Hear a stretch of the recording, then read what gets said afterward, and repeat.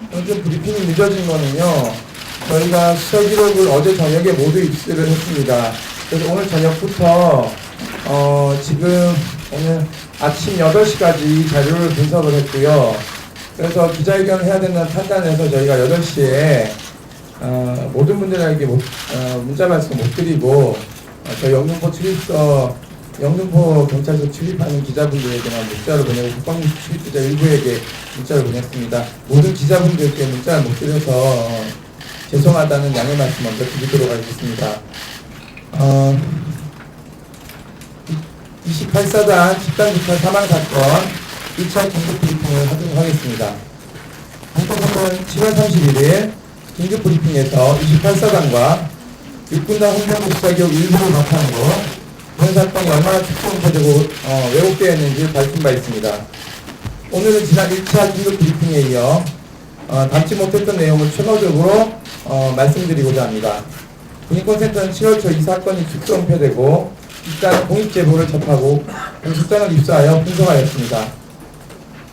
이것을 바탕으로 수사기록 일체를 받지는 못했지만 입수한 1차적인 수사 자료를 바탕으로 저희가 검토한 결과 살인죄 미적용, 강제추행 기소는커녕 수사조차하지 않은 점 그리고 증거인멸, 폭력의 대물림 등을 언급한 바 있습니다. 얼마 전 나머지 수사 기록을 확보하여 자료 분석을 하던 중에 드러나지 않은 여죄 등을 상당히 많다고 판단되어 가지고 2차 브리핑을 개최하게 됐습니다. 피해자의 사망 원인 관련해서 간략한 기술을 하겠습니다. 부검 결과에 따르면 피해자의 사인을 기도폐쇄성 질식사로 추정하고 있습니다. 이는 냉동식품이라는 이물이 기도를 막아서 호흡을 할 수 없게 되었고 그 결과 저산소증을 초래하여 심정지에 이르게 되었을 것으로 추정된다는 소견입니다. 의학적으로 보면 이물에 의한 기도폐쇄는 대부분의 경우가 음식물을 섭취하는 도중에 일어나고 그 중에서도 뱉어내기 힘든 음식 등을 섭취하였을 경우에 발생하는 경우가 많습니다. 또한 피해자는 주로 기침반사가 감소되어 있는 노년층인 경우가 많은 것이 사실입니다. 뿐만 아니라 이물에 의한 기도폐쇄는 일반적으로 목격자가 있는 상황에서 일어나고 환자의 의식이 있는 상태에서 목격자에 의해서 구조되기 때문에 생존율이 95%에 이를 정도로 높은 치료 성공률을 보이고 있습니다. 하지만 피해자는 젊은 연령에 사고 당시 주변에 목격자들도 있었던 상황이었음에도 사망까지 이르게 된 경우로 기도폐쇄로 인한 사망 환자들의 일반적인 특성과는 많은 차이점이 존재합니다. 그리고 이물에 의한 기도폐쇄 환자 중 의식이 있는 경우는 거의 모든 사례에서 숨쉬기 힘들어서 목을 잡고 목소리가 나오지 않으며 피부가 새파랗게 변하는 등의 전형적인 기도폐쇄 증상이 나타납니다. 하지만 피고인들의 진술서 중 그 누구도 피해자의 전형적인 기도폐쇄 증상을 보였다는 기술이 보이지 않습니다. 오히려 의식을 잃기 직전 마지막 순간까지도 말을 할 수 있었음을 피고인들의 진술을 통해서 수차례 확인할 수 있었습니다. 이 밖에도 사건 당일 피고인들에 의하여 피해자의 심장이 멈춘 것으로 확인되기 직전에 피해자가 보여줬던 행동들 역시 설명이 되지 않습니다. 당시 피해자는 주범 이모병장에게 머리를 수차례 가격당한 후 갑작스레 물을 마시게 해달라고 애원했다고 합니다. 그리고 물을 마시러 가다가 찬장 앞에서 주저앉아서 알아듣기 힘든 말을 웅얼거렸다고 합니다. 이에 이상하다고 느낀 피고인들이 다가가서 그들이 오줌이라는 단어를 웅얼거렸다고 합니다. 오줌을 싼 후에 의식을 잃었다고 하고 다시는 의식을 회복할 수 없었습니다. 상기 과정에서 피해자가 보였던 갑작스러운 정동의 변화와 일시적 운동장애 증상 및 언어장애 증상은 흔히 뇌진탕이라고 부르는 경증 외상성 뇌손상에서 빈번하게 나타나는 소견입니다. 또한 오줌을 싸는 증상은 의식소실 시 흔하게 나타나는 소견입니다. 따라서 피해자의 의식소실은 심정지 이후에 발생한 것이 아니라 피고인들의 구타에 의해서 심정지 이전에 발생하였을 가능성이 매우 높습니다. 이와 같은 사실을 종합할 경우 사건 당시 피해자가 피고인들에게 구타를 당했던 과정에서 의식소실이 선행되었고, 이어서 2차적으로 의식소실에 의한 기도폐쇄가 발생하여 사망에 이르게 되었을 가능성이 높습니다. 즉 피해자의 부검 결과 나타난 기도폐쇄성 질식사 추정이라는 직접 사인의 원인이 되는 경증 외상성 뇌손상에 의한 의식소실이라는 선행사인이 존재할 가능성이 높다는 것을 의미하고 있습니다. 그리고 이러한 가능성은 피고인들에 의한 상해와 피해자의 사인 사이에 직접적인 연관관계가 있을 가능성을 의미한다는 점에서 매우 중요한 공소사실입니다. 그럼에도 불구하고 검찰관 최승호는 공소장에서 이를 누락하고 있기에 반드시 공소장이 변경되어야 한다고 저희는 판단하고 있습니다. 두 번째, 피고인들이 시행한 심폐소생술이 적절했는지 저희는 굉장한 의문을 가지고 있습니다. 피고인들의 진술에 따르면 피해자가 이물에 의한 기도폐쇄로 사망하였을 가능성이 높음을 조기에 인지하고 있었습니다. 당직 사관에게 보고했던 내용이나 연천군 보건의료원 내원 당시에 주차장에서 피고인들 사이에 나눴던 대화에서도 확인 가능합니다.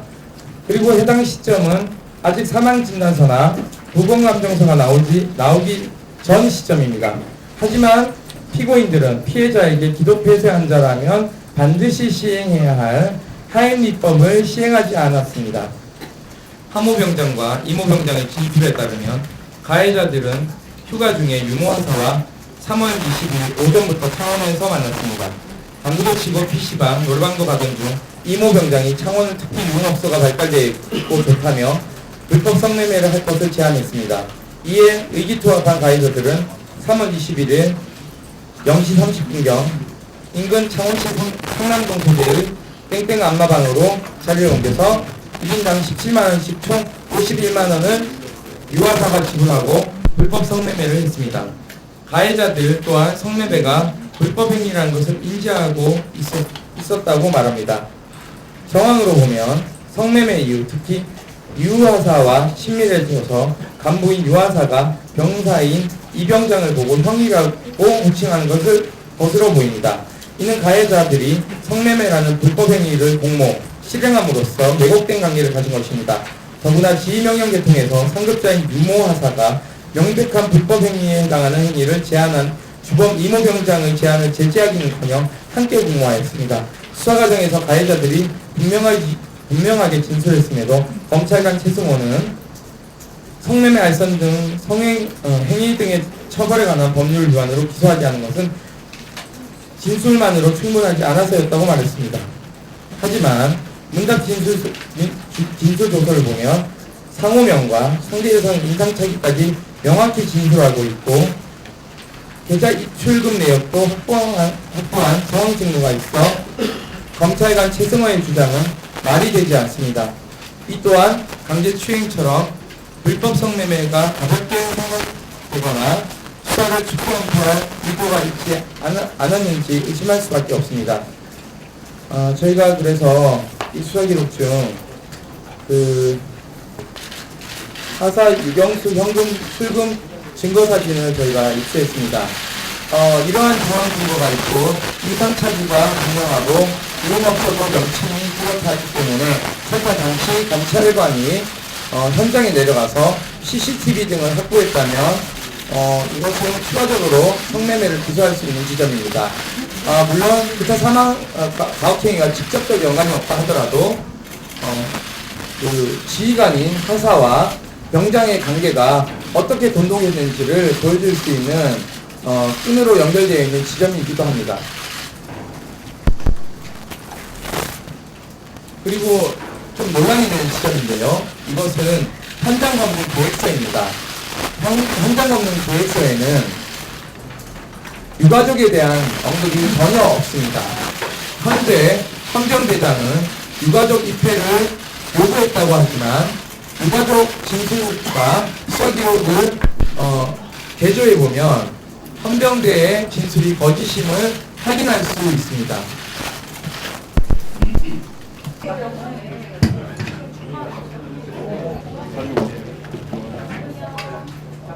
윤일병 사건을 접한 국민들의 분노와 슬픔에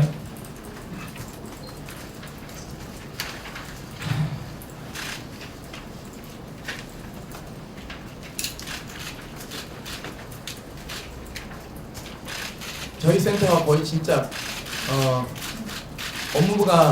업무를 거의 진행할 수 없을 정도로 과부하입니다. 국민적 관심이 매우 중대하고 그 국민적 관심은 전형적인 어느 부필리즘과는 매우 다른 지점입니다. 한 해 20만 명이 군에 입대하고 있고 한 해 20만 명이 전역하고 있습니다. 지금도 병영에서는 부타 가혹행위가 끊이지 않고 있고 오늘 아침 현재에도 기고막이 터져서 병원에 입원해 있는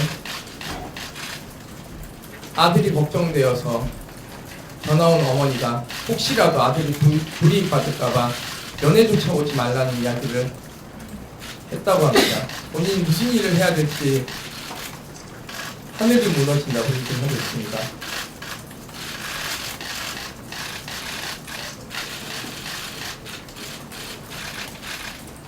더 이상 국방부와 군 당국을 믿을 수 없다고 입들을 모으고 있습니다. 그런데도 국방부는 기술적으로 불가능한 최대 30년으로 구형하겠다는 억지를 부린 바 있습니다. 현재 상군사령부 관할 군사법원으로 이관을 했습니다만 법정 심리에 앞서 전면적인 재수사가 진행되어야 합니다. 전면적인 재수사를 바탕으로 심리가 이루어지지 않는다면 국방부와 군 당국은 또다시 유가족은 물론 대국민을 향한 사기극을 벌일 것입니다. 국민들은 지켜보고 있습니다. 윤일병은 더 이상 28사단의 윤일병이 아니기 때문입니다. 윤일병은 대한민국 전 국민의 윤일병입니다.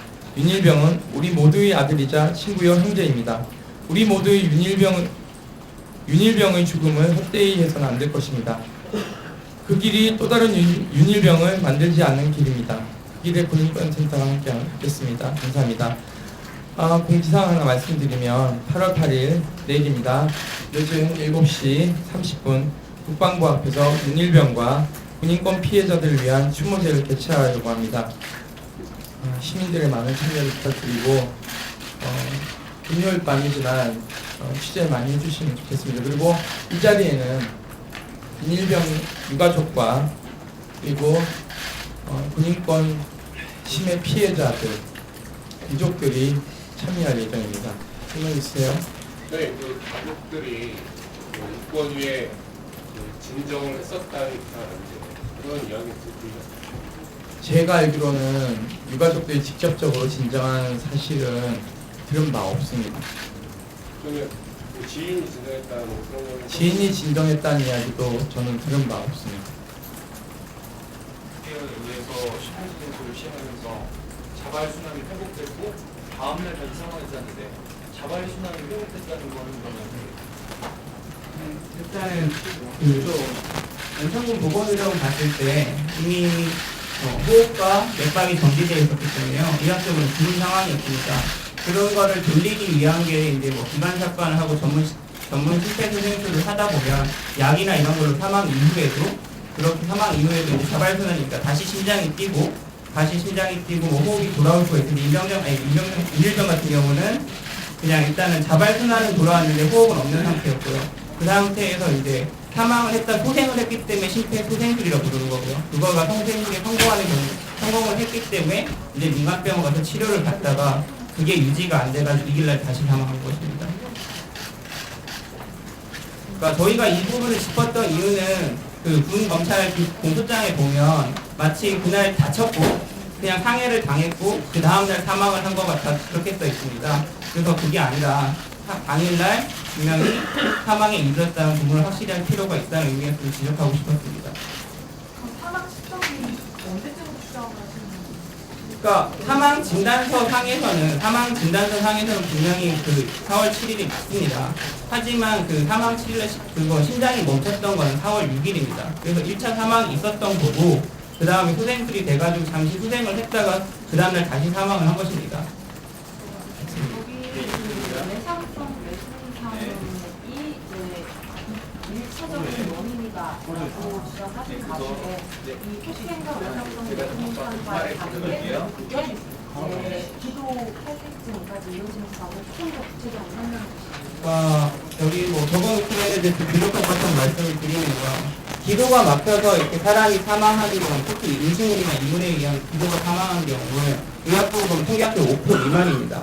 왜냐하면 특히 젊은 사람 같은 경우는 뭐 음식물 같은 게 들어가면 캑캑 되지 않습니까? 그러면서 다 뭐 기도로 뭐가 들어갔을 때 다 경험할 수 있는 기자분들도. 근데 그런 과정이 전혀 없었다는 거죠. 그럼에도 불구하고 직접 사인은 질식으로 나왔는데 사실 부검에서 나타난 질식을 직접 사인인 질식을 부정할 수는 없습니다. 왜냐하면 부검 결과 상황에서도 기도 안에 음식물 이런 것들이 분명히 발견됐다고 기술을 하고 있기 때문에 부검 결과가 날조가 아니라면 이건 믿어야 되는 진실이고요. 그러면 왜 도대체 질식이 이렇게 젊은 남자가 질식에 왔을까? 그러면 그런 기도 반사 같은 것들이 강서적으로 의식 소실이 있어야 되는데 그 진술서상에서 그 진술하는 거의 내용들을 보면 그런 의식 소실이 있었던 정황이 좀 드러나는 것 같아서 이게 아닐까 추정을 하는 것입니다. 하지만 이거 전체가 그 피고인들의 진술에 의존한 거기 때문에 뭐 추정일 수밖에 없기는 하지만 피고인들이 그 상황에서 봤던 것들을 거짓말을 했을 것 같지는 않고요. 그렇기 때문에 먼저 구타가 선행이 되고 의식이 떨어졌기 때문에 의식이 떨어진 상태에서 이제 뱉어낼 수가 없기 때문에 질식을 했을 거라는 게 저희 추정입니다. 그리고 추가로 말씀을 드리면 사실은 기도폐색이 날 경우에는 특히 의식이 있는 경우에도 기도폐색이 날 경우에는 사람이 말을 못합니다. 그러면서 이런 식으로 전형적으로 이렇게 본인이 목을 이렇게 잡고 숨이 막히기 때문에 말도 못한 상태에서 이런 모습을 보이는데 그런 장면이 전혀 없었습니다. 진술에 따르면 뭐 본인이 목을 부여잡았다든가 오히려 말을 못했다든가 이런 게 없이 뭐 끝까지도 막 뭐 물을 마시고 싶습니다. 그 다음에 오줌 뭐 쌀 것 같아 뭐 이런 식으로 그냥 말을 했다는 거에서 기도폐색이 그 당시에 기도폐색이 있다고 보기엔 어렵고요. 그 이후에 기도폐색이 있었을 거라 추정을 하는 것입니다. 그러니까 사실은 하이니법 같은 경우는 의식이 있는 환자에 하는 것을 원칙으로 합니다. 그렇기 때문에 만약에 의식이 환자가 없었다면 당연히 하이니법을 안 하는 게 맞고요. 만약에 의식이 있었다고 하면 의식이 있었다고 하고 제가 임소장한테 얘기를 해보겠습니다. 뭐 의식이 있는 상태에서 이렇게 막 이렇게 해가지고 본인이 이렇게 한다고 하면 보통의 경우는 이런 식으로 배를 감싸고 탁 당기면 고갑이 증가하기 때문에 이게 튀어나옵니다. 이물이 튀어나오게 되는데 의식이 없을 경우는 그거 자체가 불가능한데 이 피고인들 자체가 의무병이었기 때문에 의식이 있었으면 그걸 하는 게 맞는 거고요. 그렇기 때문에 저희 추정은 의무병임에도 이걸 못할 수 있죠. 너무 당황해서 그렇게 됐던가 아니면 정말로 그냥 미필적 고의가 있었던가 아니면 그 당시에 이런 하행위를 할 수 없는 의식 소실이 먼저 있었기 때문에 그런 것이 아니냐는 게 저희 추정입니다. 그거에 대한 뭐 진실은 사실 모르기 때문에 그걸 밝혀줄 것들은 국민검찰이고요.